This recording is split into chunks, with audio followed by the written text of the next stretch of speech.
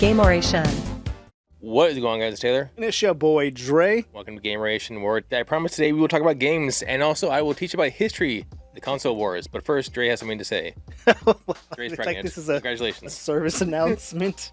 No, I I was just saying, I've actually started developing a game. I got super... Back on this again? Is this your card game still? So, yes. Okay. It is 100... So, I started from the very beginning. Okay. Eye of Judgment, one of my favorite games in all of history. You know, like all... You don't own the property. You don't own it, though. Yeah, I don't own it, but I was remaking it. But this was always with the plan of, once I figured out how to make this game work, then I was going to make another game. This game, more like Avatar based. Like Avatar, like the Airbender, or Avatar, like... Yeah, Avatar and Airbender. Like, okay. Like there was going to be 4 nations. But, okay, it was based on Zodiac. So there were technically 12 nations, technically 13. Yeah, and then, Osiris, or whatever, that was one. Yeah. One. And then, because those Zodiacs are all elemental, that's where the Avatar thing came in, and it's going to be like... But I actually sat down one day and actually wrote this out, like an actual like design document, and it got really complicated, right? It is like, okay, this nation, there's 13 nations. They each had their own elemental powers. How are I going to explain this? And then the map got really big. Did you also include Islam as well?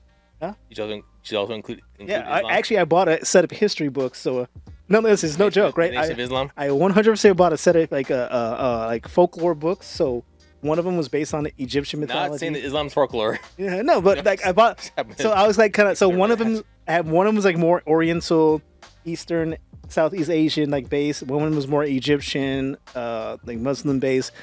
And one of the nations were like just kind of like witches, like pagan. No, like, it was serious. Like, so I'm telling you, and then, It's so funny. And then one of them was like witches. was more like industrial, like steam power based. So there were the humans that Steampunk is everything is rust. that has no like actual elemental energy. Yeah.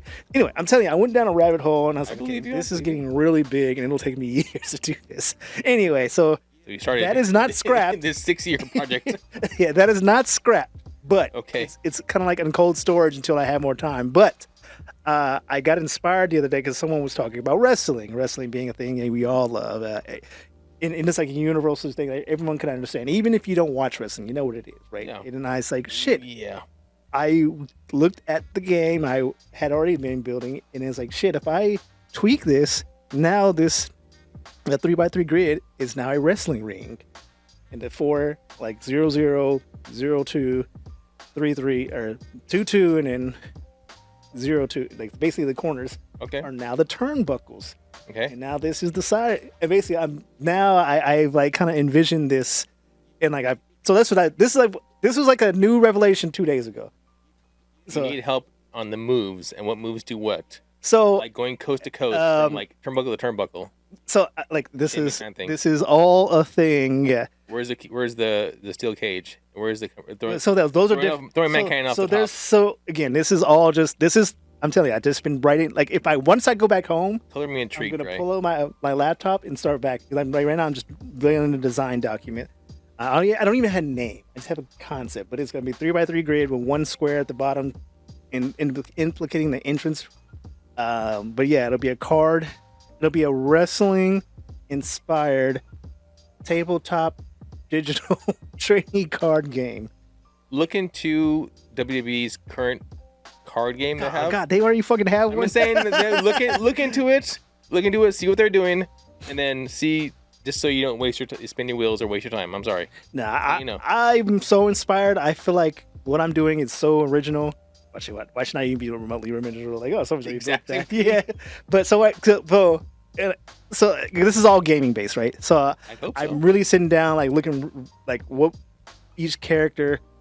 I'm like trying to figure out. So where I stopped at is where the actual card how each character will actually have stat wise. That's where I'm at right now. But I've already kind of narrowed it down to what wrestling styles I have in here. Oh, I started off with the weight class. Okay. With genders, so there's the men and women you can fight vice versa, but intergender matches. Yeah, depend because it's mostly going to be based on weight class.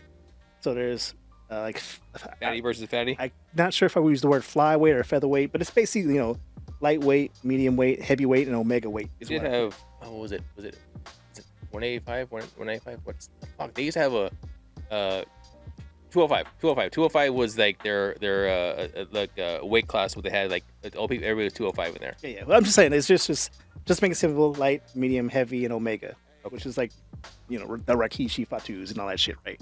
Gotcha.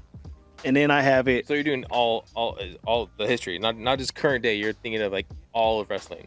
Are you thinking of just like real wrestlers or wrestlers in your mind you made up? Wrestlers in my mind I made up. Okay. Because I don't have any IP, but obviously there's gonna be like, oh, that's clearly Hulk Hogan, Inspired, just not Hulk Hogan kind of thing. Does he have a white hoodie on? Yeah, I was gonna say the same thing. He's gonna be completely bald with a white hoodie, and it's just gonna be him saying the N-word. Yeah. For some reason, it's the burning cross. But so my fighting styles, I have the brawlers, right? The Street Fighter brawlers, the technicians, the martial arts / technicians, the high flyers. Steve Blackman. I don't even know who that is. Oh, Steve Blackman, the guy who came with the Steve Blackman. He would be in martial arts. That's right. And then I have the brawlers, the brutes, which are just basically the Hardy Boys. The Big Show. No, they're the hardcores. I'm saying that, yeah. They're the Hardy Boys kind of team. They're hardcore Holly. They're the No Rules. Crash Hardcore. You got Devon and Bubba Dudley. Yeah, they're that. And then I have the brutes, which would be the Undertaker, the Big Show, mostly like Omega weights. Hulk Hogan would kind of be a brute, like the Ultimate Warrior. A giant. Yeah, they would just become like just using just brute strength. Yeah. The high fly, the technician I said, or the technicians would be like they actually know the moves. And then Kurt Angle. That's he would be one of the wrestlers / technicians, like the people who actually know the technical fighting style. Yeah. And then I have the showmen. So it'll be your Ric Flairs, your Shawn Michaels. You come out. Your Val Venus. Yeah, Val Venus. I just want to say, Ravishing Rick Rude, like they're wrestlers. Yeah. And I'm telling you, I really like this is what's been on my mind for the last 48 hours. Like I'm telling you, like every idea. Looking up Sweaty Man online. I got you, right? It's okay. We've all been there. And then right now I'm trying to go through the stats. So because I had the showman category, their stat was mostly charisma. Okay. And then that's kind of what I started off. But yeah, this is my current development. I can see the vision. I just gotta make it work. The Vision's actually currently a faction in WWE right now. It's called Vision. Yeah. Wouldn't that be kind of cool? Oh, I'm quitting now. You shouldn't have said Logan Paul. Fuck that shit. No, but like, that's where I'm at right now. And then like I have it like right now the default stage is just a regular ring, 1-for-1. Then I'm thinking like, do I want to have like another stage where it's like a cage match? Yeah. Or maybe it could casket match. That's a good idea. But right now I just gotta get the prototype working. I want it to be 3D animated. But it's gonna have, because the card game I have is based on a 2D look, so like literally just 2D top down look. Yeah. I want 3D animation, so at some point I'm probably gonna be sitting in this studio dancing around and then like character designs. Do it for the gram. So it would be 3D animation. So yeah, that's what right now I'm started off is like I'm like writing it all down step by step. Okay. The characters, the gaming design, like this is how the game will play out per round. Gotcha. Right now it's only 1-on-1. I was trying to do like a Royal Rumble, but then I feel like that has to be a new map because the grid's only 3x3. It's 9. Yeah. Yeah, and if you do a Royal Rumble, you can have at most like 4 people, but then it has to be like a 4x4 grid, so you can technically move them around. They do have Survivor Series with Survivor Series or War Games where it's 2 rings back to back, left like side by side. So if you want to include a War Games type match, that used to be a WCW thing. They do it in WWF now. Yeah, they call it War Games. They take inspiration. I mean, they own WCW at this speed. You can also do the Octagon, the 8-sided ring, the Octagon ring. Yeah, I don't see that working. I don't know. I'm saying this is what I've spent like the last DLC, Dre. DLC. Think about monetization. You got a DLC, right? Your Octagon ring. Quite literally, the last 48 hours has been me sitting in front of a computer writing down a document that's telling me how this game don't even have a name yet. It's a concept, and then I have the way that the characters will kind of behave. I'm thinking about, because again, this is all a one-man operation. It's gonna be like pixel, like how I always make fun of all those pixel games. Like, you think they made that pixel game because of aesthetics or because they're broke? And it's because they're broke, right? Like some of them is probably aesthetics, but it's mostly like, I don't have the money to. So all Dre's saying is he's gonna sit and Microsoft Paint like 100x100 grid, and do old school like a Mega Man and Zelda like graphs like we used to do in school. Yeah, and it's gonna be color shade in the. And then I know on So they recently released a free version of like a mocap thing, which you can use like a webcam. Okay. So I'm gonna be trying to do that, and then I'm gonna try to match it up with like a Are you gonna wear a green bodysuit? No, Or- like I said, the new one is like free and it does a good job without any of that special stuff. So How much do you need for that? just one. Oh. Yeah. So I mean, I'll probably use two, but I'm gonna do it. And like I have a green screen here, so it'll be Sure. just me dancing around, and we'll see how it works out. Again, this is probably like a 6-year project. It's probably a 3-year project, but yeah, I'm so excited because I just got that. And to me, and when I see this come out, this is gonna be fun, hopefully. But I also realize because it's wrestling, it has to be like high impact, high intensity. Have you ever played the Midnight Suns card game? Okay, so that's the RTS, right? Yeah. I played it and I got into it and I'm like, I really want to like this. I really do, but I got so bored with it. Like RTSs aren't my thing. It's like it took the fun, like you like this character with all these special powers, and it managed to absorb all your the next move fun out of it, making it like a turn-based card game. It's a hurry up and wait game. And it's like okay, so because I said this is a card game, I'm trying to figure out how can I avoid that. That is my once I get everything, I was like, okay, now how am I going to make this more intense? Where like you're not just okay, let's put this card down. See, those are games that you play with like a second, third screen when you have a movie playing or something in the background. Like, yeah. Because all you're doing is making your move and waiting for the other people to do your shit. Yeah, but so this is all a lot of work. I'm got it ahead of me, but yeah. When you say wrestling, you know you got my interest. Yeah, I know. I because when I saw it, I was like, duh, it's right there. It's right there. Yeah, Jack Skellington looking at the at the Santa Claus suit. He was right there in front of you all along. And then I was like looking at the game I was designing. I was like, dude, I can almost not 1-to-1 it, but if I just made some. Plus, how I've been playing Slay the Spire, so I was like, and they have cards, like a digital card game. Yeah, that's fun. I was like, dude, and it all was like, it's clicked. Yeah, it's been in front of me the whole time. Yeah, that's right. So fun. So side on the same note, but side Danhausen, which I've talked about in the past. I sent you videos of Danhausen. Yeah. So he had an interaction backstage with Logan Paul, and he called him Mr. Beast, and that was funny. That is funny. So that's Mr. Beast.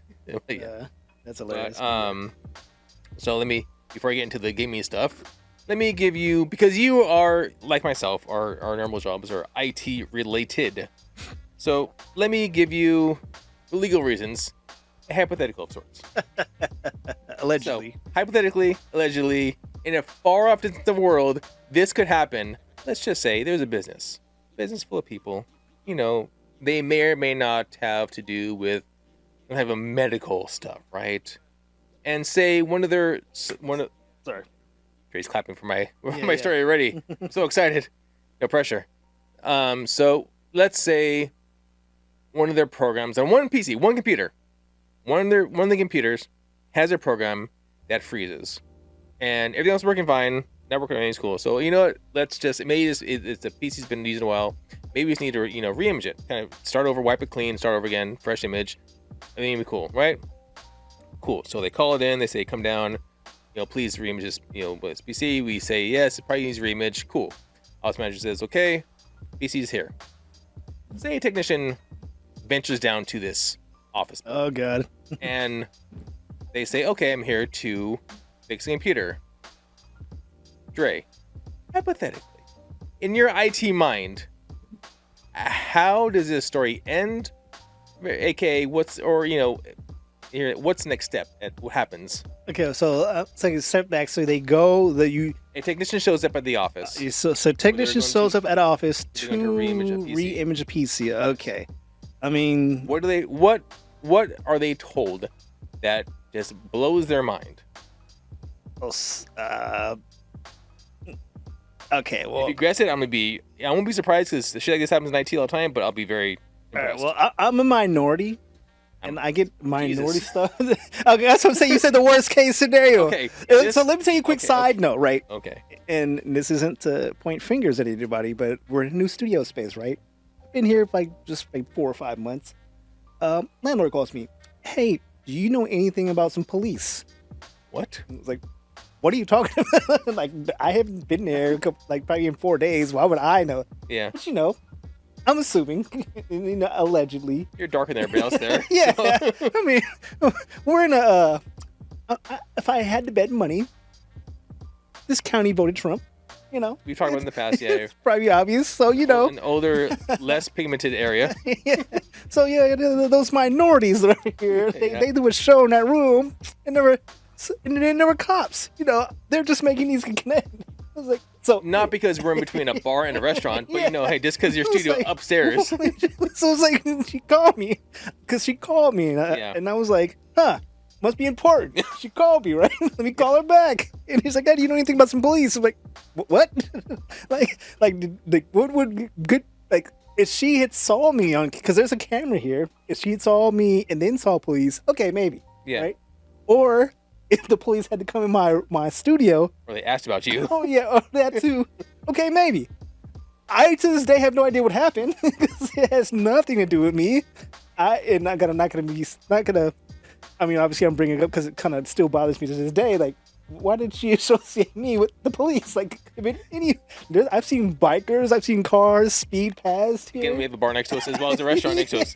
I've Most seen, of alcohol, so I've seen people get in fights. Yeah. I try to stay quiet. I try to say my own something name. wild out over there. You told me on the way over here one day. You said these cars. You gotta get. Oh yeah, I thought they about to wild out. I was like, oh man, do we need to? That was during the day on the street in the corner, way away from us. So But yeah. it really bothered me. It was like, hey, do you know anything about some police? I was like, no. So anyway, so that's where my mind goes. Like, what's the Okay. worst case scenario? Like, I show up, hey, I'm here to fix a PC. we need an escort. Yeah, I was like, Permanent. okay. So anyway, did I ever tell you my Starbucks story? Before You want to finish the story first? Yeah. Well, that story was Okay. finished, but It was a story. I still had to tell you what happened, but no, go ahead. I just want Hypothetically, just what real happened. quick. So I Yeah, went go to Starbucks, ordered Starbucks on the phone, right? I assumed, and this was late at night, okay, and I 100% agree that it was probably there's some fault on my end, but you can go to order Starbucks from your phone app. Yes. Okay, cool. Order Starbucks from my phone app. All right, cool. Now I want my Starbucks, so I go walk to Starbucks. Uh-huh. The door's locked. It's late. I get it. Yeah. So I'm like waving them down, like, hey, I'm pointing at my phone, and Uh-huh. they're ignoring me. It's like, okay, they have a drive-through. Yeah. I walk to the drive-through, and as soon as the women, the girl said, "I'm gonna try it," and she closes the door. All right, cool. I'm just gonna wait for her to come back. Yeah. I ordered Starbucks. Yeah. I did not. I'm not just trying to rob place. Uh-huh. They called security. You can't be here, sir. I was like, but I ordered Starbucks. This is Starbucks. You're like, but you have to leave. I was like, why? Can I get my drink first? Security guard is confused. Like, well, so he looks at my phone. He sees that I ordered a Starbucks. Yeah. And so he goes, walks, and he calls him back. Like, yeah, he ordered a drink. He's here to pick up the drink. Well, they're not going to give me my drink because I don't have a car. Because nowhere does it say, Didn't we drive through? yeah, at this point in time at night, you have to have a car to pick up your Starbucks in order, like, you need a car. I walked there. Yeah. I was fucking bored. They refused to give me my drink because I don't have a car. Okay. So I'm like, well, they stole. So he's like, well, you have to leave. I was like, okay, that's cool. I will leave. Give me my refund. And he's like, I'm just gonna be honest with you, man. I don't want to deal with this. I suggest you just call corporate. But like, the security guard, like, he was okay with it. They weren't gonna give me my refund, so I had to call corporate and explain the whole thing again. It got me refund. What pissed me off is they called security on me without even saying anything. Yeah. Was this in your current neighborhood where you live right now? This was in a more northern, probably like kind of near Arcadia area. Okay. So, but what pisses me off is that I Okay. ordered Starbucks through the Starbucks App. app Yeah. on there, like, which to me is the right way to do things. And when they refused to open the door for me to give me the Starbucks I ordered, Yeah. I walked to the drive-thru. I even waited behind the car that was in front of me. Yeah. There was a car in front of me. I was like, okay, I'll just wait behind him. I'm not trying to freak anybody out. And when it went up, I walked to the window and said, hey, and then she just like closed it and called security. So anyway, that's where my mind goes and things. So I always say fuck Starbucks for that very reason, because nothing happened, but they called the cops basically. So Yeah. something could have happened Yes. over something that I feel like I was in the right. Anyway, I get that I didn't have a car, walked in the drive-thru, but I ordered Starbucks. Did the security guard have a car when they showed up? Nah, he was like just a local security guard guy. Flashlight police. Yeah, I'm just saying, like, Yeah. Shit could have happened because I don't know. So that's where my mind goes when you say, "What's the worst that could You actually?" also happen? could, I would have called the fucking security guards. Like people were like, "Hey, this guy said he didn't want to deal with it." Like, the fuck, man. Like, At that point, my blood's already boiling there. When somebody calls the security cops on you, like the cops or security, whatever they beings, like they think you're a threat. that's for my boy. Like my brain's like fried at this point. Like, yeah, fuck all. I don't want to deal with this. I'm just gonna. So I'll get back to the story in a moment. Yeah. On that same note, a couple weeks ago, my job. So I start work at 6 in the morning. There are people that get there at 5 because they have our offices on the like the other side of the coast. So they have 8 o'clock, or 5 o'clock. Right. So I'm walking there. I have my work. I have a work polo I wear with a goddamn fucking logo on it of our company, right? My backpack. I went to Chevron to get like some drinks before work and some snacks. I wanted something to eat. I was hungry, so I got my bag. I'm walking there, and my own business. Walking. I have my badge hanging from my fucking belt buckle so I can badge in. A woman walks in and like quickly shuts the door and like holds it. And I'm like, I walk over there and she looks at me and she recognizes me and then she lets go. And then I badge in and I'm like, she's like, oh, sorry about that. I ain't recognize you. I'm like, so? She's like, I thought you were like, I'm like, you thought I was what? And then she's like, well, I didn't recognize you. I'm like, I have a badge, I have a backpack, and I have like the logo of the company on my shirt. I'm like, even if you fucking didn't know me, this is a badge door. I'm not gonna break the door. Like, you're safe in here. Like, there's a reason why it's a badge door. You can't open it. There's no key in it. She's like, oh, well, I didn't know. I'm like, the fuck's your problem? Like, seriously. She's like, who are you to be the fucking door czar? Like, you can't come in because you're not like worthy of this door. Well, yeah. I'm like, Jesus Christ. And the light was on too. It was like the sun came out. So you saw me, like you saw everything was pretty out there as far as like what I was. Because when I used to be desktop a long time ago, I'd help her all the time. I'm like, now I'm like, you know what, fuck you. Like, I'm not like, if I see her, like if somebody's asking for my help, say go fuck yourself. Yeah, well, just one last story, but yeah, I feel the same thing at my job because I dress just like everybody else. Yeah. And I have a badge just like everybody else. When I get stopped, I'm like, hey, can I see your badge? Like, seriously, man, I didn't see you see any. Stop any motherfucker that walked in this hall. Yeah. I see like 14 people walk by here. So you're stopping me. Come on now. Come on now. It just makes my blood boil. So whether it be in a car or by foot, you get stopped. Yeah. And I'm not letting, I can see like if I was, first, to be where I had to be, I have to get through several badge doors, all right?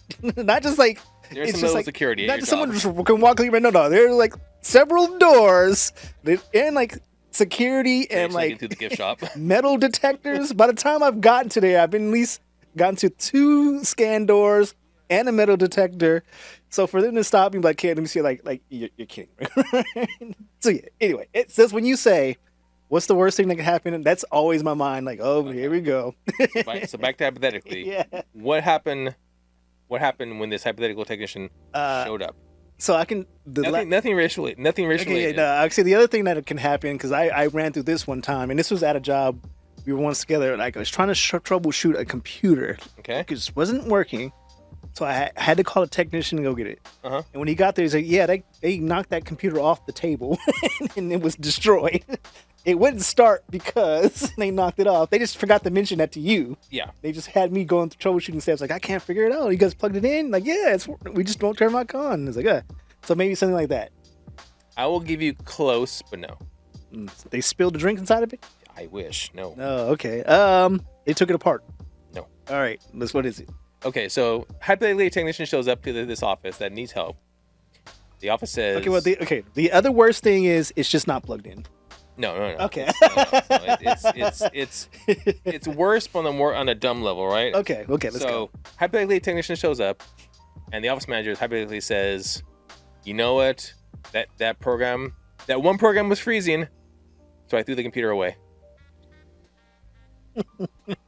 Now, granted, this hypothetically is a $2,000 plus all-in-one PC on a stand. They hypothetically disconnected the power and network and took it and threw it in the dumpster without removing the hard drive or the RAM or anything where our patient information hypothetically may be stored. So they said, well, can we get a new one? I said, bitch. You fucking threw your PC away. You don't get to have a new one. You can pay for it if you want. Oh well, that is wild to me. Like I didn't know the process. Like what's that thought process from it doesn't work to hey, I know, let me throw it away hypothetically.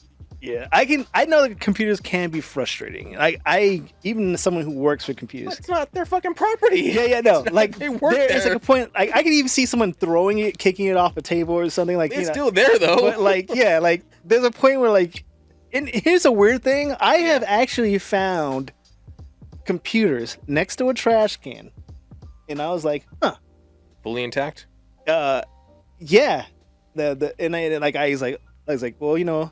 And you know, I see like if I see a computer next to a trash can, I'm picking it up, man. You're relaxed, man. I won't pick it up by you.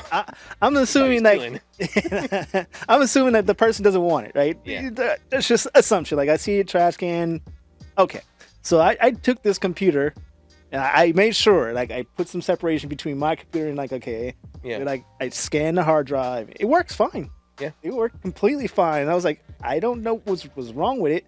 I did find someone's photos on it, and and I was like, huh. It was just like a girl from college or something. I didn't know her. I actually even put some effort. I was like, I wonder if I could find this person, because at this point I'm thinking like, okay, now I'm possibly in a true crime, and I found the hard drive. The girl came up missing 14 years ago. Yep. So I did Google this person. I never found them. But I was like, okay, whatever. But I kept the computer. It was free, and I actually ended up giving it away at some point. But I cleaned out the hard drive. It was perfectly fine. So I was like, that's weird. So that would be a situation like, hey, that looks like a Mac computer next to a trash can or inside a trash can. What do you know? But it's funny you used to say that the patient data. Do you remember? And this is a real random tangent. Okay. And it was like the mid 2000s that there was a case where like there was a data breach. Okay. In the VA system. Do you remember that? Mm-hmm. Do you know what actually happened?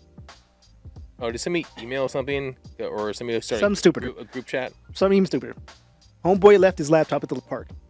At the park. Oh, okay. And then the wrong person picked it up.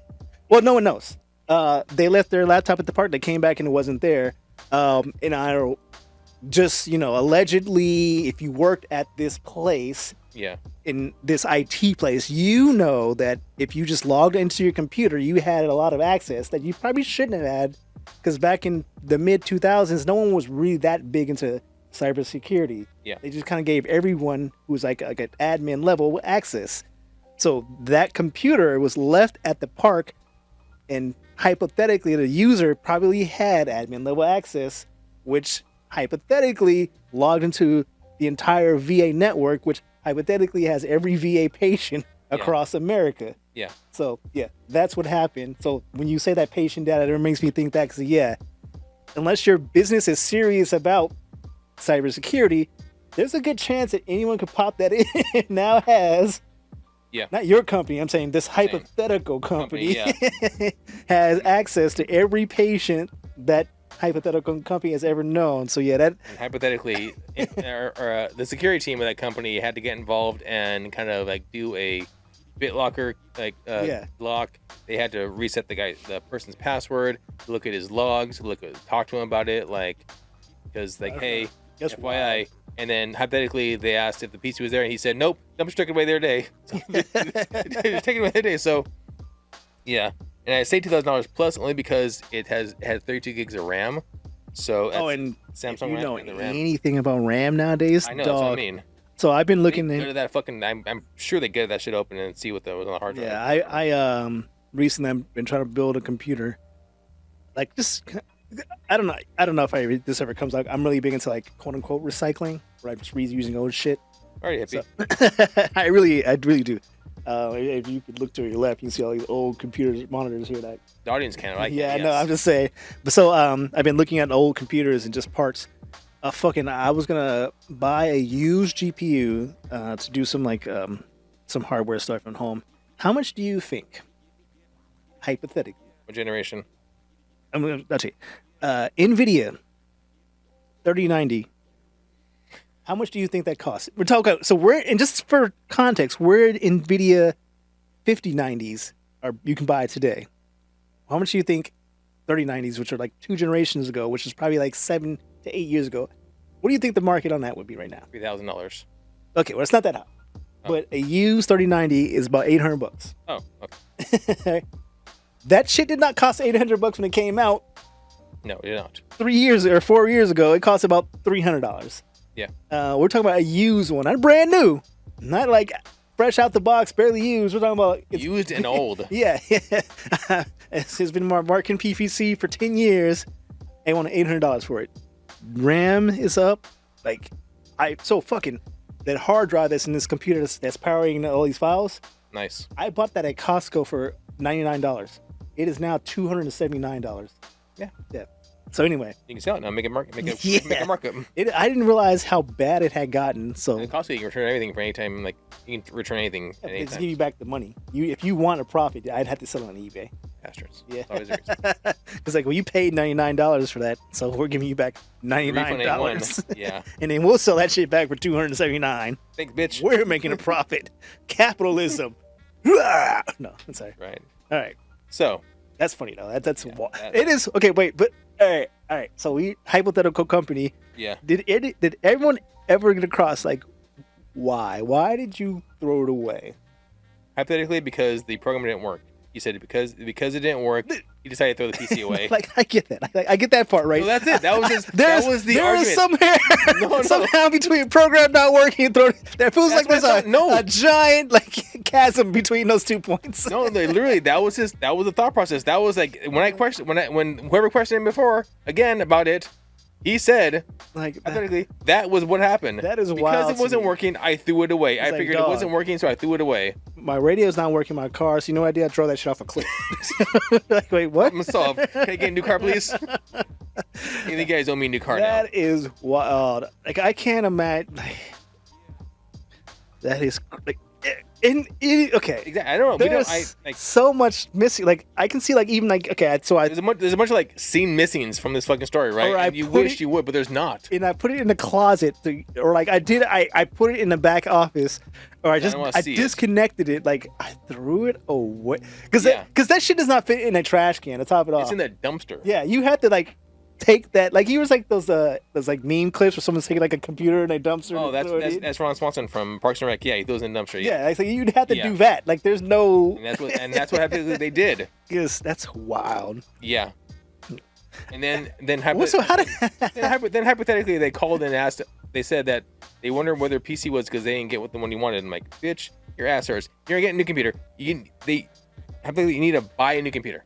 Yeah, and that's wild because allegedly. Because assuming, because you said it's all in one, but as I just discussed it like a few seconds ago, computer prices have gone up 15 to 20%. So, this is pre-imaged, so it has licenses for Office, everything else that it's used on there. It's fully, and whoever if they can log into, if they get into somebody's account, they get into, and since the office manager is using this, that means they can open their email up, they can see anything. That's wild. And I'm pretty sure this guy, if this person is throwing away PCs willy-nilly, I'm pretty sure he's not deleting shit and like keeping shit like that's wild off his desktop. Just that is so like I can't like I threw it away. I'd be like I can't even imagine getting that call. Like, wait, what? You're gonna have to repeat that. Yeah. What do you mean? Oh shit. Okay, but yeah, that's wild to me. Okay. Well, that's fun. Let's have that go. So, but at least you got a good story out of it. Yeah, I did. Yeah. Hypothetically, good story. So, before I get my console war history here, allow me to drive for a moment. We are the concept of that reminds me of Men in Black. Oh yeah, they're like driving that. Like, what is a Game Boy? Like, like we're like trying to crawl over each other. No, just a red button, Dre. So you and I as gamers. I was looking back. I'm like, we look at games differently throughout our life. Like looking back, like when we first got game consoles, way back when we first started gaming. Like I was 7 or 8 when I first got my first Nintendo. Like all I thought was like, okay, that game looks cool. I want to play it. That was our main focus. And like you knew games based on like on the way they looked, that they played, whoever you mentioned them, your friends had them, whatever. To be fair though, that when I started off with gaming, to me, nothing existed outside of Nintendo and arcades. There was no in between. Had never even heard of an Atari. Okay. I probably didn't even hear Atari until like many years later. But I'm just saying. So to me, gaming was Nintendo. Okay. And then for Nintendo, like again, you know games like, oh yeah, all you know is like that game is fun, that game is cool. You know, you make these levels, whatever, all these things. Talk to your friends. Later on in life, you know, as gamers, you start doing more reading. You get into EGM and the Power World stuff. You get to learn some back end stuff. You know, more about the games, publishers, developers, you know, whatever. And then, but you don't know past that. You don't care about past that. You're still playing games, you're still having fun. You've been to online. You're online with your friends and buddies, or whatever, in college, whatever. Later on in life, we get to our third part. We're like, maybe within us minus, you know, 10, 15 years, you learn about the true back end stuff, the news of the gaming industry, like what the company you enjoy games are from is actually doing. So like, I mean, if you look at it now, like as gamers, like you, my PlayStation, me, Xbox, we look at this like you can this isn't the best time for any of the Nintendo, PlayStation, Xbox, or Nintendo, or you know. So we have for Xbox, like, oh yeah, I'm an Xbox player. Oh, your company is fucking cutting 3,200 jobs. You're in this horrible time of recession time right now, like recession, but like this horrible time of like jobs and everything going on in the world. They don't have jobs. Also, they're trying to, you know, recoup any costs they've done by they're selling studios they purchased, trying to make money, and they've given out the ones that they've let the ones go independent. So it's kind of like buying crypto, where you're hoping that you buy it in the hopes it makes money. Yeah. So it does make money, so you're trying to quickly sell it off to make some kind of money back. They're like, oh, I'm a PlayStation fan. Oh, you're a PlayStation fan, huh? Well, that means that you're in a couple of years, all your hardware is going away. So then all your stuff's going away. So you're going digital, which is part of a bigger plan that you may not let us know offhand, but we'll eventually find out what the big plan was and why you're going digital only. We got into this. I've been calling it neo-capitalism. We got into this age where capitalism used to be about, not to get like economics and politics and all that bullshit, but capitalism used to be about, or in theory, okay, let's capitalists. Can I finish about Nintendo thing? Okay, yeah. I'm gonna say, and then I'm gonna say, like, if you're a Nintendo fan, that means like, oh, I'm a Nintendo fan. Okay, cool. When's the next game coming out? What game is coming out? What game is coming out to support your hardware? Like, nothing is important. Like, you're living on PlayStation, you're living on Nintendo Online or remakes of old games. You're also living on a machine that's pretty much Pokemon only. Nintendo Switch has become the Pokemon machine. Like, everything is Pokemon. Yes, and those are popular, but only popular because people are trying to kind of like validate the reason for having one. So I feel that that's like a big Pokemon machine. New Mario, nothing. New Zelda, nothing. New Mega Man, Donkey Kong, nothing. No fucking like new anything here. Like, I think it's arguably a more Mario Kart machine and secondary Pokemon, if we're being serious. But like, Mario Kart, and then they came out with like Star Fox, which is a remake, exact one-for-one remake. And that came out right now? Yeah, it's already out. And then you have Nintendo like online where you can play older games that you like. Okay, well, look these things up. But I'm just saying, like right now it's not like there's no really big like I'm a so and so fan, so I'm in the winning or whatever. Like each company is having their own hardships and situations going on. Yeah, you can blame that on whatever, but I feel like there's no real like there's not like a lot to brag about being a gamer right now because everyone has truth to that, actually. Even like if you were like to say, and this is like one of those Reddit things where it's like with those PC master race folks, like PCs are so like going back to that point. Like I wanted to build something, and I was like, okay, it isn't even not remotely like economically feasible to build a PC. Yeah. Like even if you wanted to build a decent the Steam machine, right? Which is it called Steam box? Steam machine, yeah.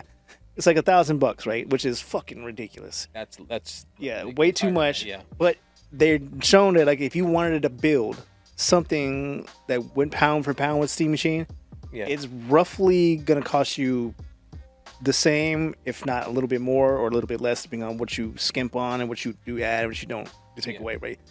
Basically, is like this is not a Steam machine problem. This is the industry problem again, that's what I was going to say earlier.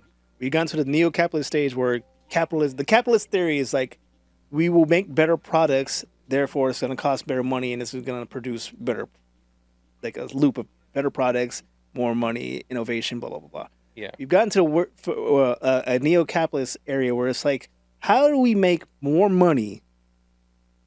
And like this, that's it. It's not even like how do we make more money to like better product. It's just how do we make more money. And so, And scene. yeah, and that is all that focus on. So line goes up. It doesn't matter how it goes up. If you have to literally start gunning down people, then if it were legal, you would see fucking Sony gunning down people, right? Like, and did you? I sent you a video recently that I said you should probably watch, and it was on one of your videos. It was about like Elon Musk or some bullshit, or like. No, I didn't. Oh, anyway, it's just basically how billionaires are like doing all they can to basically exploit everyone below them, because like people like I used to be like this. Like I used to like kind of like worship the billionaires. Like, oh man, they must be doing something right. Then I realized like no, they're doing not right. They're just doing the wrong. They're just legally getting away with it. Basically, exploitation, wage theft. That's because why they pay zero in taxes. Yeah, like if other shell companies take over that. Like, if they were doing right, then everyone like that were in close proximity to their job would be fucking millionaires too, because like the money would be trickle down. But it's not. Obviously, there's something wrong. So yeah, that's where we're at right now. We're at the stage where these companies used to be like there was a like an economical like equality system. Like we make this game, we make 10% profits, our employees make money, our fans are happy, and we're kind of happy with that. And then like now we got the capitalists like we don't care about how the fans feel.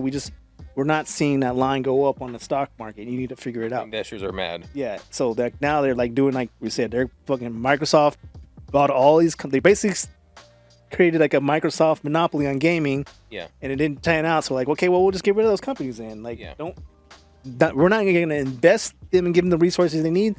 We're just going to ask them because line not go up. So figure out how to make line go up. Well, we can artificially make this line go up by all those people we pay money to. Yeah. You save that money. Yeah, we not pay them money and line go up artificially. Yeah. And that's why you know companies like fucking Microsoft is so heavy into AI in terms of like innovation. No, it's just because they feel like line go up if they win this AI war. Yeah. So and once they do figure it out, they're gonna fucking axe every employee they can. It's just like when you walk into a grocery store, right? And now like almost. So I walked into my Ralph's recently. All the lanes are self-checkout. Oh, really? Yeah, and at least one of the Ralphs that are nearby me, they're all self-checkout. There might be a person to help you. Yeah. But there used to be like the small self-checkout. Yeah. And then there's like these used to have the regular lanes where you put the stuff in. Mm-hmm. No, they're all except maybe like one or two. Yeah. Are self-checkout. So now they just have like one employee watching all the self-checkouts, and then so all the cashiers they used to pay money to, now they replace them all with essentially robots. But you're knocking down from paying 6 people to pay one person just to look over it. Yeah, and now you don't have to worry about those people who want those pesky money or like the pesky fucking health insurance. All you have to do is put a sign that says debit or Apple Pay or Gmail whatever only. So you knock out the whole like cash situation. It's all digital. Yeah. I shop at Costco like a lot, and so next to me the Trader Brothers. Trader Brothers, that's still, I guess maybe it's the area, but they're still all, there's no self-checkout for Trader Brothers. I fucking loathe. Out of all the things I fucking hate, I hate self-checkout. Self-checkout makes my I'm like I don't want to fucking deal with it. Like, see, when I go check out people, like I see they're doing like you know, like your shift at the old Ralph's. But like, you ever seen like, have you bought vegetables at like a grocery store? You have to weigh them and shit. Yeah, they have to weigh them and then they bloop, and they do that shit quick. Yeah. When I do that shit, it's like, okay, I gotta look it up. Okay, this fucking onion looks like that. No, I guess it's this onion. Click. Oh, and I gotta weigh it. Okay, cool.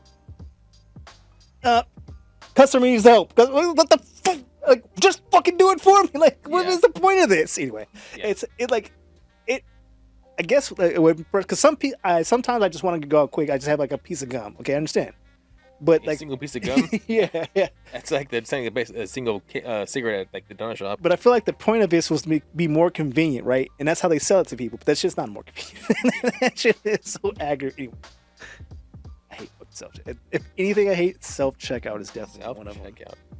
His new nemesis. But yeah, so that's just my thing. Like I was saying about that, like over the years, like you looked at gaming in different ways. Like you get to, like, Oh yeah. you get like you see, like this like the surface level when you're younger, and then as you get older, you if you're still into gaming or whatever you're into, you get to learn more and more about it, and you get to see just like, oh well, like I am dedicated to this console, but I'm not a big fan of like what they're doing on the back end. That sucks. Yeah. You know, for X, Y, or Z reasons. And like I said, either any company could any of the big three right now. This is why I'm happy that, I mean, it sucks that Sony's killing disc, but I'm happy. I was really rooting for Steam, not because of Steam specifically, but it's kind of like this. You love the engine. Engine. Yeah, it's this detanglement from these three companies: Nintendo, Xbox, and Sony. Like you can play a game, you don't have to give into their cult to play X game. So I'm really happy that like Final Fantasy VII Revelations. Was it called Revelation? Whatever. But it's going to be the third one. Yeah, it's going to be on PC, right? Yeah. Like, you don't have to own a PlayStation anymore to play this game, which I don't mind it, but I like the idea of going forward. Like we can all get away from these things. Like I used to like Halo many moons ago, but I couldn't stand playing on an Xbox. Online play. So like, I'm never gonna play Xbox for that very reason. But like, oh, maybe one day I want to play Halo again. That would be kind of nice to be able to play that somewhere else, On right? Steam, yeah. I know. I'm just saying. Like, is an example. Have you ever heard? Is that game finally coming out? Is Star Citizen? Is that the game that's been coming out for 20 years? The one that had like 1 million or so, like or plus in revenue. But like, I read that this game was coming out this year. It's like that game's been coming out this year for like the last 15 years. Yeah, it's on its way. But I like the idea that like that these three companies, because it's basically a monopoly, whether you see it that way or not. That these three companies are just go out and buy like what Microsoft technically owns. What was it? BioWare? They own BioWare too. Is it? They own Blizzard, Activision. They own Bethesda. Yeah. Yeah. So they own them, and like I said, they aren't happy with it, so they just kill it. And it sucks because you might like fucking StarCraft, or like you might like. It sucks because if anybody now if anybody right now in college who's taking courses or wants to work at these companies, like, oh, I'm going to study this or whatever, and I'm going to with the aspiration of working at one of these companies. Oh, well, there's kind of all these jobs. There's no way I'm gonna get a job now either. So there's that, and then like you're kind of afraid, like I want to get a job in gaming, but my job, like all these jobs are like these companies these acquisitions have happened, and they're making games for them, but just because they don't feel like maybe the game's not producing well, or whatever the case may be, or they need the money back, or whatever it may be, just cutting them. So like you're out of a job, or like that studio is being acquired by somebody else who may cut all the jobs again. Like one of my old goals was to work at Google. It never happened, but it was like I'm almost kind of relieved because the amount of effort I would have had to put into working at Google. I actually know someone that works at Google who say like, yeah, it's not worth it. I hate that company just because they get overworked. Yeah. And it's like, damn, the amount of effort I would have put into a job that I probably would have eventually hated kind of sucks. Mm-hmm. So I feel like that's what would happen with Microsoft, right? You go through this, or any like, game. Well, I would say specifically Microsoft, or like, because like I knew some people that were like aspiring to be. I actually applied to Blizzard multiple times, in fact. I never got hired, but obviously. But I'm just saying, like, I know people. Actually, I know a guy who worked there. Oddly enough, yeah, you gave us code. They're giving away games. Yeah.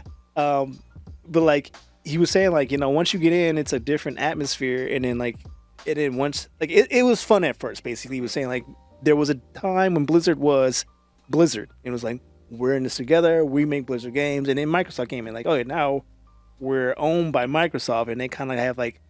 They don't have quotas, but they have quotas, right? You have to meet this, and then they didn't meet them. Okay, well, we cut this department here. We can't have this here. You guys need to fix this here, and like, so that like camp, we're just making games because we like making games. All that's out the window. Like now we're making games to make money. Yeah.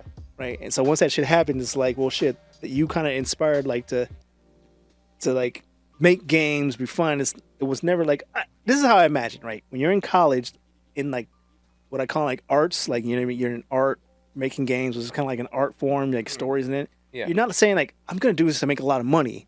you're in a like to like make Passion. like a passion kind of thing, and like once you get there, it's like, oh yeah, take all that passion shit through out the window. If you're not making us money, then we don't give a fuck about your passion. Yeah. So it's kind of like that. So it kind of does suck, especially because you can't do anything about it.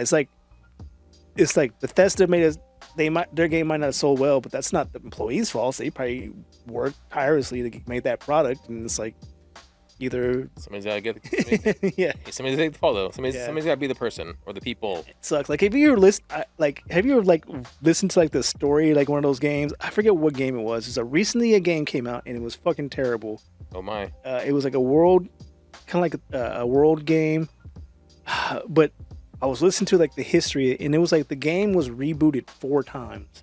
Like they built an engine, scrapped it, built another engine, scrapped it. By those 2 scraps, the next generation of hardware now it came out, so now they had to relearn the hardware for the new engine, built it, but by that time they've wasted $200 million.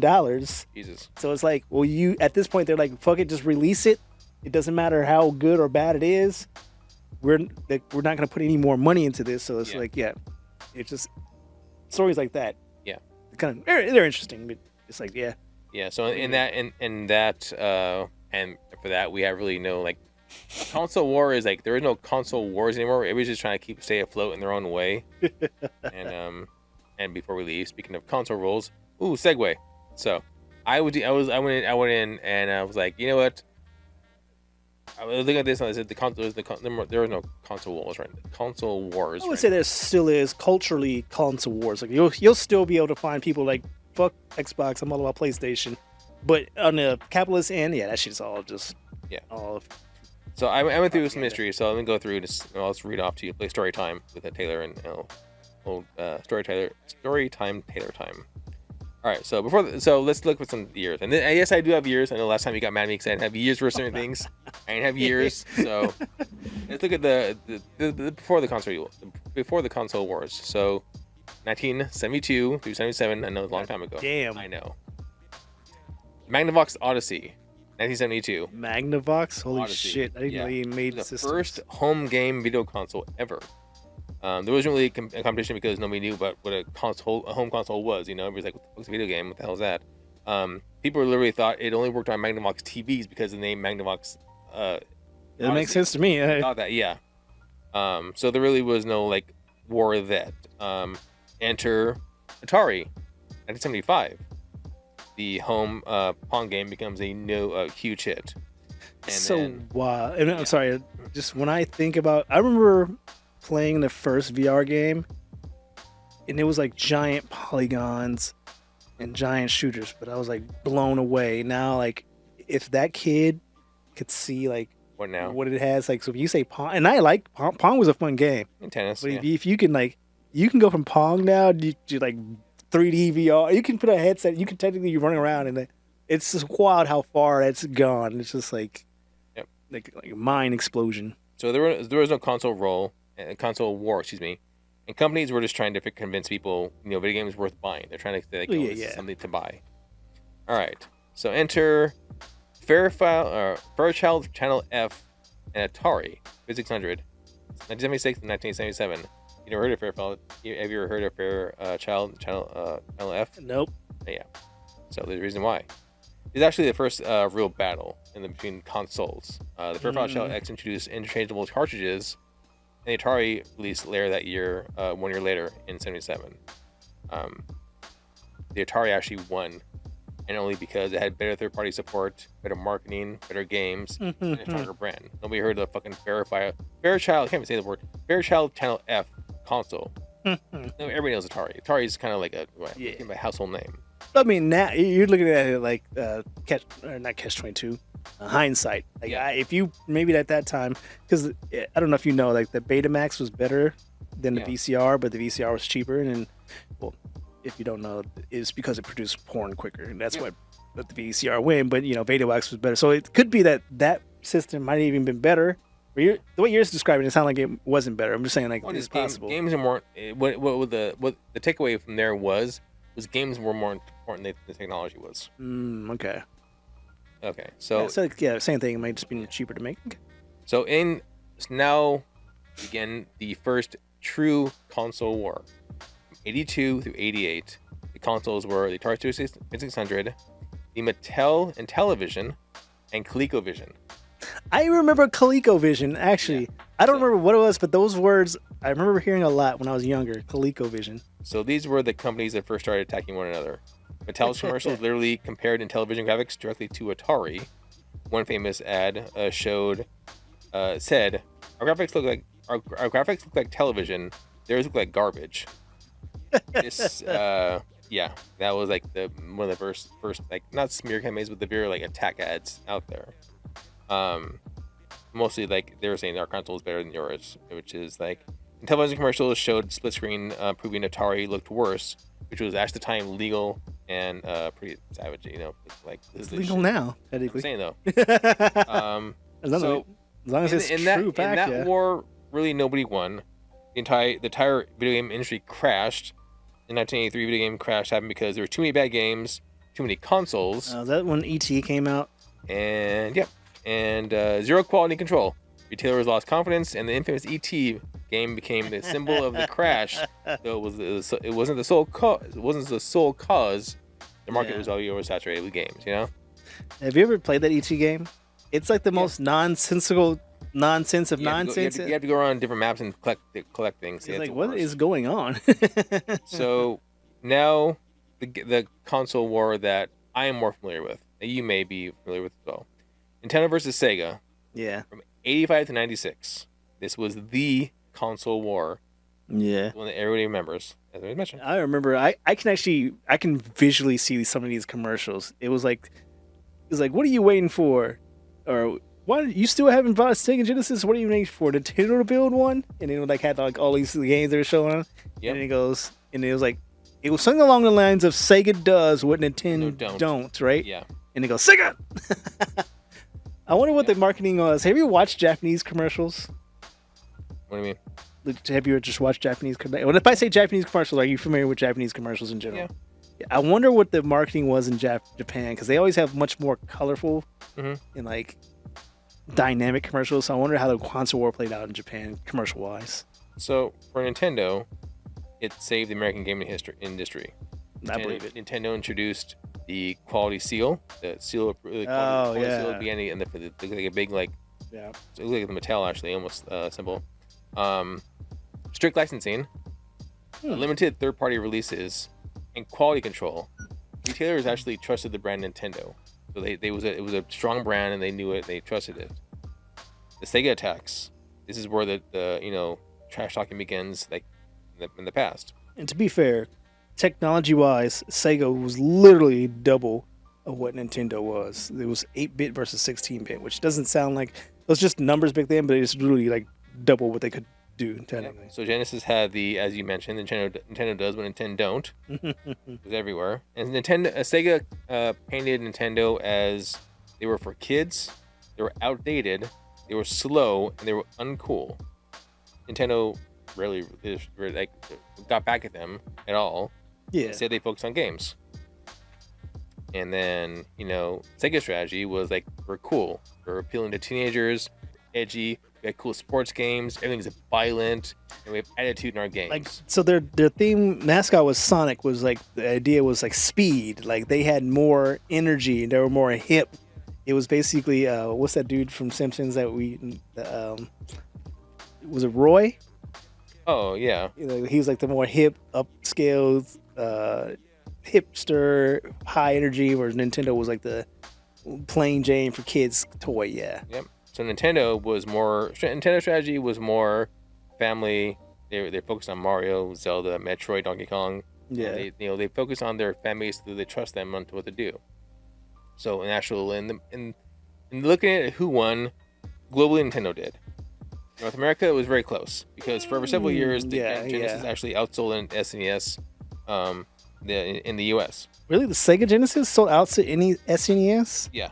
That is shocking to me. I believe, I would say Sega probably, well, not with outsold, because Nintendo was like revolutionary. Sega came close, but yeah. Not because the SNES was dramatically stronger, but only because it had better first-party games, better RPG library. Donkey Kong Country was a big hit. Final Fantasy 6. Chrono Trigger, Super Mario World, Zelda, True. Their software I remember playing I remember like a side by side. Mhm. Maximum Carnage was way better on Super Nintendo than it was Sega. I remember Donkey Kong Country being like state of the art video gaming at the time. Yep. And it was like I remember fucking Super Mario World was like one of the blew my I still play mind. that. Yeah, that game. I didn't think you could make because I thought Super Mario 3 was like top notch Yeah. Mario game, and they made Super Mario World. That game was, and then freaking like Legend of Zelda, Link to the Past. Man, Yeah. they had some bang. I mean, we still to this day talk about Link to the Past more than we do Ocarina of Time or the more 64. recent. Yeah, we talk about A Link to the Past. That game, Super Metroid. Yeah, fucking. They were. They had the trigger like bat- they had, yeah. like, They were up the bat. They were hitting home run after home run when it came to Super Nintendo. fingers. Yeah. Shit, I remember Super Scope 6, which was short lived, but when it was lived, it was actually like, damn, this is kind of cool. Yeah. Yeah, the Menacer. Yep. So next one we have 1984 through 2001, Sega versus Sony versus Nintendo. This is where everything changed because Sony entered the game. So Sega's Which is funny because Sony was like, hey, Nintendo, let's hook Partner, up. yeah. Like, we're both Japanese here. Like, let's do this. they said nope. And they're like, yeah, you know what? We were going to, but like, yeah, we changed our mind. Yeah, fuck y'all. And that's when they had that double the DD Yeah. drive. So Sega's big mistake was the Sega Saturn surprise launch.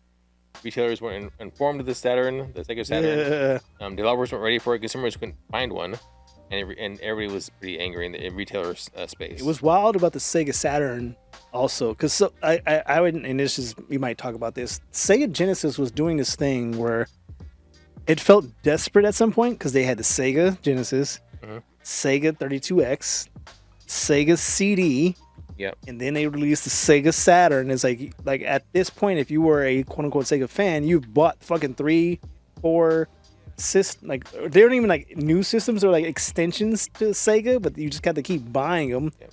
And then you had the Sega Saturn, which you said like kind of just dropped. Yeah. So before I make any more, I'll let you keep going. Yeah. So next, Sega had the legendary E3 moment. So Sony executive Oh yeah. Steve Race walked on stage. He said one word. He said $299, then walked off. Yeah. And the reason why, because the Saturn was $399. Yeah. Sony instantly won with public perception. They had about, a- like the cheaper, like it was an equally like system. Powerful. Yeah, but at a a fraction, not 66% of the price, which is or 400 to 300, so 75% of the price. So it's like, what would you even do? What would you bother? Yep. So Nintendo's problem in this situation, cartridges. So cartridges, everyone else used CDs, but the Yeah. cartridges meant that they were expensive, low storage, Yeah. harder for developers. Yeah, I and, mean, at this point, like both Sega and Saturn, or both Sega and Sony was like blowing Nintendo out the water because it goes back to that whole original Sega Nintendo thing. Like they're for kids. Yeah. You could not put a game like, or in fact, I don't know if you know this, the original Resident Evil was for design to be put on a Super Nintendo, but it was so restrictive, Mhm. because like they couldn't do it until like they came over with the Sony PlayStation. Like, oh shit, now we can make games because we can fit out. I think a Nintendo game at the time, a Super Nintendo game was holding like 5 like megabytes of storage or something. It's something ridiculously like low in Yeah. today's standard, whereas like a CD holds like 700. Yeah. Mostly audio, but still like what you could put on a CD versus what you can put on a Is it 4.7 gigs or like 700 megabytes or whatever. gigs or DVDs. Right, So like the yeah. original CDs were like 700 megabytes, 700 megabytes. but that's still like you would not be able to fit any. You would need like 8 cartridges to do what Resident Evil Yeah. 1 did on. It's like playing The Doom Super on Nintendo, the yeah. old floppies. So So many major publishers switched to PlayStation. Square, which we got Final Fantasy 7, Namco, Konami, and Capcom, and that's why you have Metal Gear Solid on PlayStation. yeah. Not, before they got multi. And of course, the winner in that was Sony. Sony just blew everything out of the water. Oh yeah. Of Um, course. the next one, PlayStation 2 versus Dreamcast versus Xbox versus GameCube. This is the biggest victory in gaming history here. The Dreamcast is maybe still loved by people, but it's commercially a failure. It's So- Sega's Yeah. damaged reputation, poor finances, and the PS2 hype killed any momentum the Dreamcast had. True. Another one not as well known is I know this because I'm probably part of the problem, but the Dreamcast, it was easily hackable. I don't know what they did wrong, but there was someone had figured it out that if you just copy these games and like remove these files or do this, you can now play copy pirated Dreamcast games. And like anyone, and maybe this was just in my circles, but I had some big circles back then. We all knew that if we wanted a game, that we can go find it on the internet because that was like the new thing. And just download it, and then we just knew this disk swap technique that bypassed all Dreamcast security. Was basically it was a boot disk. Yeah, basically it was a boot disk. Like that bypassed security, and you could play any of these pirated games. Yeah, I used to swap out the my friend had a or Marvel Capcom, but we had to pop in the boot disk. And when this appeared, pop it out and put the disc in for the game, and then it would play the game. Yeah, so we all knew that. That's how we played it. So we played. I mean, I had a huge Sony Dreamcast library, and I probably spent $20 on it, right? And that was a huge part of what killed Sony. So Dreamcast rather. Yeah. Actually, I will. Dre thinks again. Dre's always right, but the biggest killer was DVD player. These two can play DVDs. Oh yeah, that's right. Dreamcast couldn't. No, I'm just saying one of the things that hurt Dream, because I think. I 100%, honest to God, think Sony Dreamcast was a better system than PlayStation 2 in terms of the games that was on it. That's where I played the original Power Stone. I don't know if you know the original Marvel vs. Capcom on Sony. You couldn't switch characters. Yeah, it only had enough room for one character. But on Dreamcast, you could. Like you'd play it just like the arcade. Yeah. And I want to say the original Soul Calibur came out for Dreamcast, or maybe Soul Calibur 2. And I want to say it was Soul Calibur 2 because I remember that being like the game I probably put more hours into next to Power Stone. And that shit, Power Stone did not exist on Sony. Power Stone 2 did not exist on Sony. And I remember Sony, the 360 versions of Sonic on Dreamcast was fucking fire. I mean, PlayStation 2 was cool, and they said you can play DVDs. Yeah. But the Dreamcast, in terms of a gaming system, to me, was better than Sony PlayStation 2. Well, DVD players were super expensive, and actually, I knew it was back in MySpace days. So a girl that I went to high school with had I had a picture of her, or whatever. She had a picture of herself in her room, but she had a PlayStation. I'm like, oh, you game? She's like, no, it's just for DVDs only. I'm like, oh, yeah, no, my sisters, they were young at the time, like maybe like 5 or 6. They had a PlayStation for that very reason. Yeah. So when Xbox actually entered the game here, they focused on Halo, Dre's favorite game, Xbox Live, and online gaming, which is a big thing. The only thing when Nintendo GameCube had fantastic gifts, games. Sorry, their discs were tiny, in weak third-party support, and they still had the family image they were trying to still kind of break. I think, and I'll honestly say, I think GameCube did enough to stay in it. Obviously, they're still alive, but I think GameCube, because they had really good games at the time. I think that's Smash Brothers Melee, because they had Smash Brothers, which was like a surprise hit on an N64. Yep. Oh, we skipped over to N64. I mean, N64 was tight, but yeah. But no, not yet. Oh yeah. Well, because at GameCube, we had to have skipped over. Yeah. But GameCube had N64 games. It had Smash Brothers, and it had some good Zelda games. But it was just, if you were a Nintendo fan, you went from cartridge to like disc now, and what they were able to do was like revolutionary in terms of the original game. So so next we have Xbox 360, PS3, and the Wii, 2006, 2005, 2013. 3 companies, 3 different strategies. So Microsoft was focused on online achievements. Xbox Live, they still had Halo as their main focus, and they had Gears of War. It was the Xbox at this time was sports games, Halo, and Gears of War. If it wasn't those 3, then no one had an Xbox. So Sony was focused on their system being powerful. They had a Blu-ray drive. They were a little tad expensive, and their hardware was looked at as complex. Yeah. Nintendo didn't compete directly. They created motion controls, Wii Sports, everyone could play. Grandparents, parents, kids. They're still in that family criteria. I was gonna say at that point in time, also, I knew a bunch of game developers they all said this PlayStation 3 was harder to develop games on because of its new complex system. In that case, the 360 actually was looked at as a winner, only because PS3 stumbled with a $600 launch price. Oh God, I remember those and days. a different architecture for developers, like you just mentioned. Yeah. $600 launch price, and it was fucking hard to find, and it was like I don't. Oh yeah. It had all that. I've never used. It was like it had a USB drive, a disk drive, and some other drives. But do you know this? Do you want to move on, or can I tell Yeah, I you want to say, in long term, PS3 recovered. Nintendo sold more hardware units with the Wii. Yeah. 360 built a stronger online ecosystem. Yeah.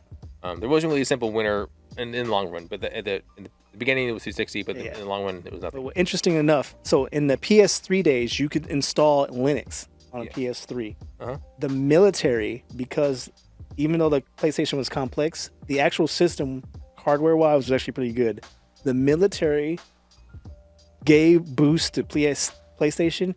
It was one of the biggest buyers of PlayStations because of you're able to install hardware. on there. We were told we couldn't sell PS2 to more than one person, two PlayStations per person at Target when I was working there in 2000, because people would come in and, how do I say this? They would be of a certain ethnicity or background, and this was when the war was going on, and they said we're not allowed to sell more than two, because they were buying them, they were selling them across overseas, and for whatever reason they were ahead, and we were told we couldn't sell more than two per person. And people would like come in, they'd be like, "Oh, come on, help me out!" Like they'd be older guys, like you're on a fucking plane. There's a reason why you want this, like, and they aren't for your kids, or like they want to buy like more than one. I'm like, how many fucking TVs do you have in your house? I'm sure you have a lot, but good job. Yeah. But like they would make deals, like, "Oh, hey, like let me talk to your manager." Like manager would be like, "Oh, well, if you meet us outside, you bring like 3 or 4, then we buy them, bring them outside, and then we'll give you like $100, whatever, or $200. They'll pay you for your time to do that." Like it's such a big issue for them to have them to sell them overseas for whatever reason it may be, but that was the reason. I do remember, like, overseas, like the same thing, like a PS, let's say a $300 PS2 back in the day. Like in Australia, it was like $600. Yeah, so something ridiculous. But I'm surprised we did so. I think I played the Wii more than either of those. The Wii was only popular because the packing game. They had the Wii Sports. Oh yeah, that was like probably the most played game. But the Wii it had a lot of good games. Like I think the entire vibe the Wii gave off. And to this day, I'm shocked they let the Mii's die, because I thought that was like the coolest part, and they kind of like got in this little thing where they made it like almost like a social media network, and it was like kind of fun because you could add your other Mii's, and you had your little Mii's talking to each other, and it was like, and they kind of let all that go. But I thought that was a great system. Yeah. So the next console war, guy is 64, because the 64 wasn't really part of a console war per se. But the big next console war to look at was PS4 versus Xbox One.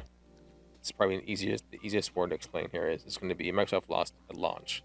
Xbox big thing was it's always online, which used game restrictions, mandatory Connect, because the Connect came with the Xbox One at first, or Xbone as everybody calls it. The messaging about the whole what you can do was confusing. The audience didn't know what they were like. It was a gaming console, but there was so much more that they were kind of like overburdened with what to do. Where you give some instructions, like I don't know what to do, like what you give, like it's like the PS3 you said with all the ports on it, like there's so many things you can do, like you don't know what to do with it. So like I've never used any of those ports because I couldn't figure out what the fuck there was for. Exactly. Same mindset with the Xbox One, and then they had a higher price. Yeah. PlayStation's the biggest troll was the infamous how to share games video, where it's like it was a video of them which they recorded like right before they gave it to them. And that's how you share games. That's because this was the age with DRM, and like they're trying to. I mean, this goes back to like they're trying to like how to make this line go up, because they want to kill the used game market. Yeah, and in that case, the PS3 won. Yeah, this was like I remember at this time, my long shot. If you bought like a used EA game, like a EA football game, you had to like go buy an extra like an online pass or some shit. Do you remember that? It was something like they didn't want you to buy. They wanted you to buy a new copy, and if you didn't, yeah, you had to like it wouldn't recognize it because once you pop in your game in, it would like kind of set that as your home piece, as your home console. Yeah. So it would mark that as that. If it wasn't your home console, you had to pay an extra and it was like extra licensing fee. this is when gaming stuff got ridiculous, and this is when gaming as a service, and then like register, and like this is now when we all have to fucking sign up for an account just to fucking play Street Fighter. It's like, oh, you want to play Street Fighter? Well, just agree to these licensing rules, and it's like just fucking turn the game on. I mean, and currently looking at the current situation, like I said, like it's all shit. Yeah, I mean, if you look at it like what the strategy, like they look at the strategy, and we can discuss it whether it didn't work. Xbox strategy was Game Pass, cloud gaming, buying publishers, and cross-platform releases. They started playing, even things like PlayStation as well as Nintendo, and of course Steam as well. Sony had prestige exclusives, a strong brand, and a premium experience they were going for. Nintendo had exclusive IPs, portable gaming, and they were trying to be innovative with the Switch. The Switch, yeah, that was a cool idea. I mean, everything's cool on paper, but then when you you go into actual like full-on development and production, and it's like, okay, well maybe paper was kind of crumpled a little bit, so it didn't really work very well. Yeah, I mean, we're at the age where like Nintendo's always not been competing, but they're trying to like. We're not competing, but we're just kind of carving out our own path. Kind of like we're like. I think they're trying to maintain their, doing our own thing, maintain the audience they have, and like they're hoping that, like they say. It's weird because like I'm old, right? So the audience they have. It's like the audience has moved on. Like, so you have to grab a new audience at some point because. Like we started playing games like when I got serious in the game at like 18. That was like 2000s, right? Okay. And that was 26 years ago, I guess, right? So now, like, if you say like I'm an old man now, but now I can't be the audience for Nintendo anymore. They have to keep. I'm looking at the camera right now. I'm so short. So I tell you, man. I know the pillow behind you. I'm sorry. Go ahead, please. You were saying. No, I'm just saying, like, they've been trying to like keep that family audience, but they need I don't know what Nintendo needs to do. Like, they have like a good idea, and then they try to expand on that good idea, and they just fuck it up. Nintendo. Like I said before, Nintendo doesn't have the software to keep the console active and interesting. In my mind, I'm sure. Switch owners such as yourself, like who I didn't play Switch 2, but like Switch 2 owners are like, yeah, we play Mario Kart World, and then you didn't play anymore. Star Fox, the new one or the new old one, and okay, it's a remake. If you didn't play it, you can play 64. You can play Star Fox 64 on Nintendo Switch online, so if you want.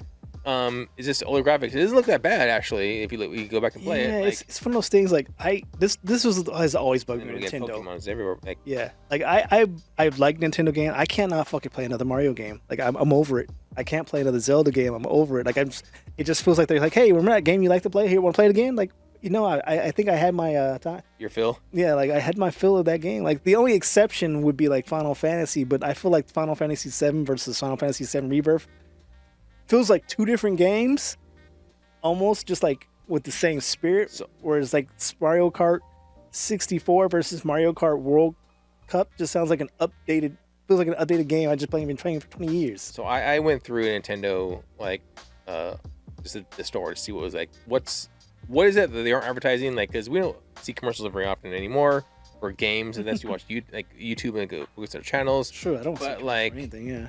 I don't know. I'm okay. Well, what's the current like? I don't see unless it's like a popular maybe upcoming game. Like, what is on this? But like, so I found a bunch of like look like homebrew games were on there for like $5-10, and like their main like I guess just main games are all like Japanese inspired like RPGs, graphic like novels and so forth. I'm like, well, it's just like you aren't really. That's why you're not advertising because these games are like super duper uber niche where you're not gonna have a big audience. Like, no, that's just gonna get this. And like, yeah, I mean, if you're into it, and if you're in the community, your community knows.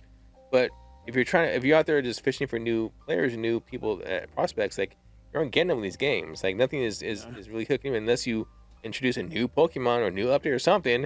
But again, you're just kind of just adding a new kind of paint over chipped away piece of whatever.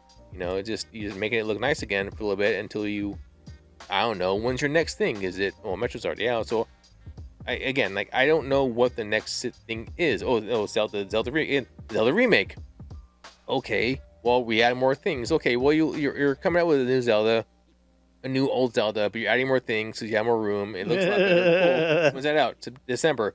cool. Okay, well, in 4 months when I can would play even the go game as or whatever, far like, as saying Nintendo should stick with what they do well. Like what the game I'm surprised like Mario Party. They do that game well. They need to make a fun Mario Party. I think they came but up. isn't Mario Party like I look at Mario Party like a Mario Kart. Like after a while, like okay, it's the same things over Yeah, and again. and it 100% it is, but like that's like what they do. Like the Mario sports games and the Mario Party games and like the Mario Tennis, they do those games well. And for some reason, they don't do them. Like it doesn't seem like they care, right? Like I don't know. They just keep making the same game over again. And you're like, okay, you guys want to buy Mario Galaxy 3? It's like, dog, I played Mario Galaxy 1 and 2 on the other. Like, okay, well, how about this? Mario and Luigi cat edition. Like, Yeah. Can't you, like, I don't know what they need to do. It's just something like, I guess they're trying something new with the new Donkey Kong. So I guess makes sense. Yeah. Yeah.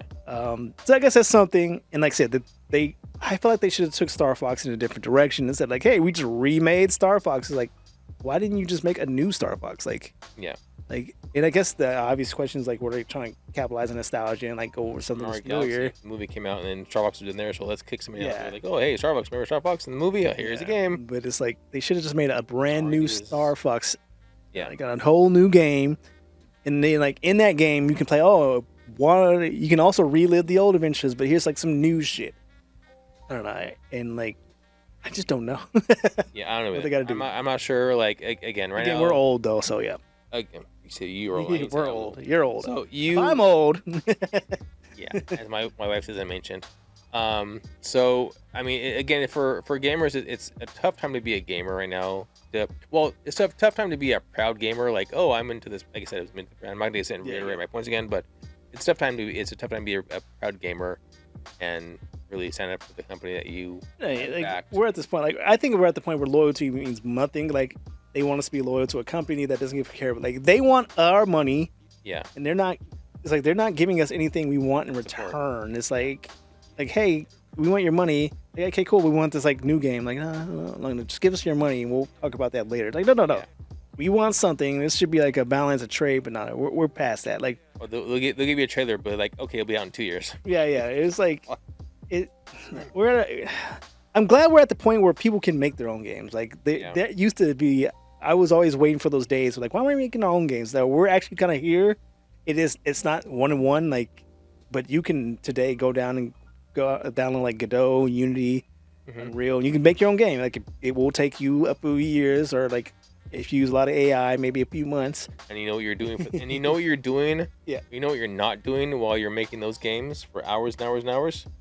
You're not playing games. You're not playing games on a PlayStation, Nintendo, or an Xbox. You're not playing games. So if you're forcing a person to go look outside to make their own game because the games you have aren't popular, then you're losing money because you aren't getting whatever marketing you need or online stats you need from the person. Playing online, they aren't buying or trying new games, new demos, whatever. You aren't losing that, and there's more people like looking outside, like something new, like that that one games that got super popular during the pandemic. Fallout, Fall Boys, Fall Guys, Fall Doom. Fall Guys. Yeah, that game got super popular. No. It was Among Us got. And Among Us was another one, and it was like such a small thing, but shit was fun. The problem with those games though is they have like a explosion of fun, and then it quickly falls off because it's like nothing. Like once you get it, once you play the game, it's also the only reason Animal Crossing got popular. Animal Crossing came out the exact correct moment in the worst way. Like we're all sitting out, so we can all pretend to be managers. Yeah, it's like I'm saying. Like, that's what's happening. I think that's what's going to happen with Mecha Chameleon right now. They sold 15 million copies. It's a super fun game. They're all having a lot of fun, but it's going to die off so quick. And I don't think it's a bad thing. They got their money already. Yeah, they got. If you think 15 million, if you say they sold it for $1, right? That's $15 million. Yeah. Like obviously, even after you cut to Steam or whatever they need to be licensing and so forth. Yeah, so they made their money. Even if it's just 1 million, they made a decent amount of money again. That probably didn't cost $1 million. But I'm saying that's the only problem I see with the being able to make our games. We make games that are so one-dimensional. Like once that fun wears off, because I think Mecha Chameleon is going to last honestly 2 months. The only thing keeping it alive right now, and what I've seen, I looked at the library and stuff, is their online mod community. Everybody's making their own maps and everything, and that's what's going to keep that game. The developers can sit back and watch the game stay afloat just based on mods. Yeah. And people's need to stream nods and make jokes and whatever about it in videos and getting yelled at for kind of fine people like I did like in the video that you'll see this week. I think Monday comes out. But yeah, they're solely they're solely living off of the community keeping the game alive with their own mods. So why develop the game further, or why rush to develop new things and rack your brains over new ideas? You can just have the community keep it afloat and then take time to make them. That's a good point, because it's like tower defense games were all like, it used to be mods. Now you have like 100 different tower defense games. Like my favorite genre game was like trying to solve a puzzle, but yeah, it all started with like few mods, and it's like, that's kind of cool. And like, have you played those tower defense games like StarCraft Tower Defense? I play tower defense games, yeah. Yeah, so like now like tower defense is like its own genre game, so it could be like that, right? Mecha Chameleon could just be like the starting point, because I think a lot of games, because I remember when I used to play Among Us, like I got heavy into it, people started inventing their own games. Like it was like hide and seek, and they were like, okay, we were like designing like, okay, this player has to like have this for their vision, yeah, and then eventually they added that in to keep it going. And I remember like back in the days when we played GoldenEye, we had that shit too. It was like, okay, everyone has slappers only, and then the one guy's gun, like it was like a version of tag basically. Yeah. Like they had to go that, or it was like clobbers only or like shit. So like I think that might give Mecha Chameleon some extra life, but I just don't think it's gonna last that long unless people mod in special rules. But I can't imagine what other rules, because I don't play it as much as you did, so I can't imagine like what else can you add to it to make it a new game. Like, because basically it's hide and seek, right? Could you it's hide and seek, but it's so I will say mod community and a voice community. Like you need to be able to be on chat on mic and being talk to people. Like they can only be so long. That game is a work time break game. 15 minutes, and then you're kind of over it, and then you're like, okay, well, I need to like do something else. Yeah, there you go. I said perfectly. A TikTok game, basically, something you can watch and play in like a smart burst, and doesn't involve too much brain power. A monkey game. There you go. I always have this thing where I call it the certain thing like a monkey show. Like a monkey TV show is like The Bachelor, right? You can hop into any episode at any point in time, and you don't need to know what happened before. You just get the basic, like, oh, guy, like, girl, get married, maybe. And that's like, you can go from there. Like, you don't need to know the history, the backstories. It's the same thing. Like, it's a monkey game, right? You don't need to know anything outside the mechanics of playing. Yeah. It's not much else than that. Like, go hide, paint, and then, or go shoot, find people. Yep. So it's like something that takes zero brain power to get into, and it takes zero brain power to like really understand. So yeah. Same thing. Like that's how I feel like Rocket League was. It's the same thing. Giant ball, car, goal. Soccer, any questions? Yeah, pretty simple. You get it, right? Yep. But we are running a little tad late on here. This is but all good. We've been yapping here. Sorry, thanks for listening and are watching. We'll be back here every Wednesday, next Wednesday, and so forth with more Gameoration, and also Wednesday and Fridays with gameplay reviews or what have you. Be sure to check us out, like, subscribe, do all that fun stuff. On that note, we shall see you guys later. Drake, peace. Peace.